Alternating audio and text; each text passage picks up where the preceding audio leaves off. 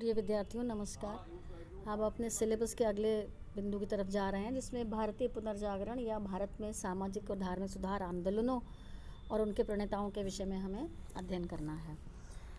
तो जैसा कि आप जानते हैं कि भारतीय समाज और संस्कृति प्रारंभ से ही परिवर्तनता और निरंतरता की प्रक्रिया से गुजरती रही है और 19वीं शताब्दी में भारत सामाजिक सुधारों और सांस्कृतिक पुनरुद्धार के एक और चरण से गुजरा है। इस समय तक भारतीय यूरोपियों और उनके माध्यम से उनकी संस्कृति के संपर्क में आ चुके थे। भारत पर अंग्रेज़ों की वजह से भारत का काफ़ी भाग प्रत्यक्ष रूप से ब्रिटिश औपनिवेशिक शासन के अंतर्गत सम्मिलित किया गया था और इसके कारण ये संपर्क और अधिक गहरा और स्पष्ट होता चला गया। इसके अतिरिक्त भारत में अंग्रेज़ी शिक्षा के प्रवेश ने भी पश्चिमी विज्ञान, दर्शन, साहित्य और चिंतन से भारतीयों का परिचय कराया। इसने उन बंधनों को तोड़ दिया जिन्होंने पश्चिमी दुनिया के दरवाजे भारत के लिए बंद किए थे। ईसाई मशीनरियों की गतिविधियों, विशेष रूप से शिक्षा और धर्म प्रचार ने भी ईसाई धर्म के आंतरिक सिद्धांतों की ओर बहुत से भारतीयों को आकर्षित किया। इससे भारतीय लोगों का जीवन और चिंतन धीरे धीरे पश्चिमी संस्कृति और विचारों से प्रभावित हुआ। सर्वाधिक महत्वपूर्ण प्रभाव इसमें भारतीय परंपराओं, विश्वास और रीति रिवाजों में पड़ा। अनेक प्रबुद्ध हिंदुओं ने ये जान लिया कि हिंदू और ईसाई धर्म बाहरी रूप में एक दूसरे से भिन्न होते हुए मूल्यों की दृष्टि से एक कहे जा सकते हैं, जिसमें नैतिक तत्व का समावेश है। इस प्रकार अपने धर्म और सदियों पुरानी संस्कृति की महान परंपराओं को छोड़े बिना इन प्रबुद्ध भारतीयों ने अपने समाज को अंधविश्वासों से मुक्त करने का गंभीरता से विचार किया और इसीलिए भारतीय इतिहास में 19वीं शताब्दी महान मानसिक चिंतन का और परिवर्तन का युग माना जाता है। अनेक सामाजिक धार्मिक सुधार आंदोलनों को इसने जन्म दिया, जिसने कि नए भारत के उदय को संभव बनाया। इन आंदोलनों ने भारत के समाज, साहित्य, राजनीतिक जीवन को गंभीरता से प्रभावित किया और इसी भावना को विभिन्न जो प्रयास थे उनको भारतीय पुनरुद्धार आंदोलन या इंडियन रेनेसां या सामाजिक सुधार या धार्मिक सुधार की संज्ञा दी जाती है। भारतीय पुनर्जागरण ने यूरोप की भांति धर्म, समाज, कला, साहित्य आदि को भी प्रभावित किया। भारतीय सभ्यता और संस्कृति की श्रेष्ठता, प्रगति और पश्चिमी सभ्यता के सामने जो खड़े होने का साहस था वो उस पुनर्जागरण का ही प्रतिफलन कहा जा सकता है। भारतीय जीवन का चहुमुखी विकास, उसके स्वरूप और सामाजिक, राजनीतिक, आर्थिक, साहित्यिक, धार्मिक और कलात्मक क्षेत्र में नवीन चेतना उसका ही परिणाम कहा जा सकता है। प्रारंभ में ये एक बौद्धिक सुधार आंदोलन या परिवर्तन का आंदोलन रहा, लेकिन बाद में वो अनेकानेक सामाजिक और धार्मिक परिवर्तनों का आधार बन गया और जीवन का प्रत्येक पक्ष या अंग इससे अप्रभावित नहीं रहा।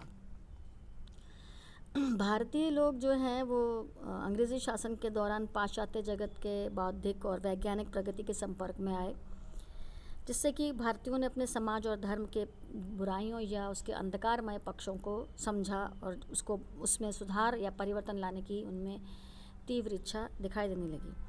भारत में अंग्रेज़ी शिक्षा के प्रसार के परिणाम से अंग्रेज़ी पढ़े लिखे व्यक्ति संकीर्ण भावनाओं से ऊपर उठकर सोचने लगे। इसके साथ ही ये जो अंग्रेज़ी पढ़ा लिखा वर्ग था, सामाजिक समानता, विवेकशीलता, मानवतावाद और वैज्ञानिक दृष्टिकोण को अपनाना चाहता था। इसने पाश्चात्य तौर तरीकों का अनुकरण प्रारंभ किया और सुधार आंदोलन का समर्थक बन गया। भारत में सामाजिक धार्मिक सुधार आंदोलन की भावना को विकसित करने में ईसाई मिशनरियों ने भी महत्वपूर्ण योगदान दिया। उन्होंने हिंदू समाज में व्याप्त बुराइयों को की तीव्र आलोचना कर प्रबुद्ध भारतीयों को हिंदू धर्म में जो प्रचलित कुरीतियाँ थीं उन्हें दूर करने के लिए प्रेरित किया। कुछ प्रबुद्ध अंग्रेज़ों ने इसमें अप्रत्यक्ष रूप से योगदान दिया और विलियम बेंटिक ने कड़े प्रतिरोध के बावजूद सती प्रथा जैसी अमानवीय प्रथा पर रोक लगाने के लिए उसको कानूनी शक्ल प्रदान की और सती प्रथा को समाप्त किया। और अंग्रेज़ी शासन के दौरान समाचार पत्रों और आवागमन के साधनों में विकास होने से विचार अभिव्यक्ति का प्रचार, जनसंपर्क का क्षेत्र बढ़ा, जिससे शिक्षित वर्ग को सुधार की आवश्यकता और उपायों से परिचित कराया जा सकता था। 19वीं-20वीं शताब्दी में भारत में अनेक ऐसे सुधारक पैदा हुए जिन्होंने भारतीय समाज और धर्म में व्याप्त बुराइयों को दूर करने का प्रयास किया।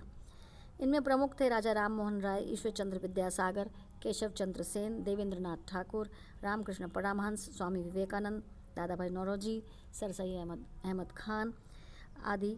ऐसी एक लंबी कड़ी या लंबी सूची दी जा सकती है। और 19वीं शताब्दी में हुए धर्म और समाज सुधार आंदोलनों में अनेक संस्थानों संगठनों, महान सुधारकों का अप्रतिम योगदान रहा है। और इनमें से कुछ के विषय में जो आपके सिलेबस में सम्मिलित हैं, उनमें सर्वाधिक प्रमुख है राजा राम मोहन राय और उनका ब्रह्म समाज। तो राजा राम मोहन राय को भारतीय पुनर्जागरण का पिता यानी फादर ऑफ इंडियन रेनेसां या मॉडर्न इंडिया का पिता कहा जाता है। उसका कारण यह है कि 19वीं शताब्दी के भारतीय नवजागरण का जो प्रथम फल या प्रथम पड़ाव कहा जा सकता है, वो ब्रह्म समाज आंदोलन या राजा राम मोहन राय के प्रयास थे। यूरोपीय संस्कृति और धर्म से प्रभावित हिंदू धर्म का ये एक नया स्वरूप उन्होंने सामने रखा और यूरोप से आए बुद्धिवाद से वो मेल खाता था। रैशनलिज्म या रीज़न बेस्ड जो जिसे कहा जा सके, उपनिषदों का अद्वैतवाद इसका आधार था। इस समाज के संस्थापक राजा राम मोहन राय थे। राजा राम मोहन राय का जन्म 22 मई 1774 को बंगाल के राधानगर गांव में हुआ था। भारतीय राष्ट्रवाद या पुनर्जागरण का अग्रदूत और जनक भी इन्हें माना जाता है। इन्हें उत्तराधिकार में राय की उपाधि प्राप्त हुई थी और राजा की उपाधि दिल्ली के मुगल शासक अकबर शाह द्वितीय ने 1830 में प्रदान की थी।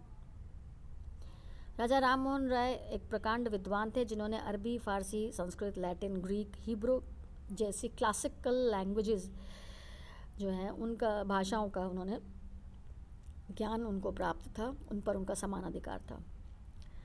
पाश्चात्य विचारक या विद्वान मोनियर विलियम्स की दृष्टि में तुलनात्मक धर्म विज्ञान में संसार में कदाचित प्रथम जिज्ञासु मस्तिष्क थे।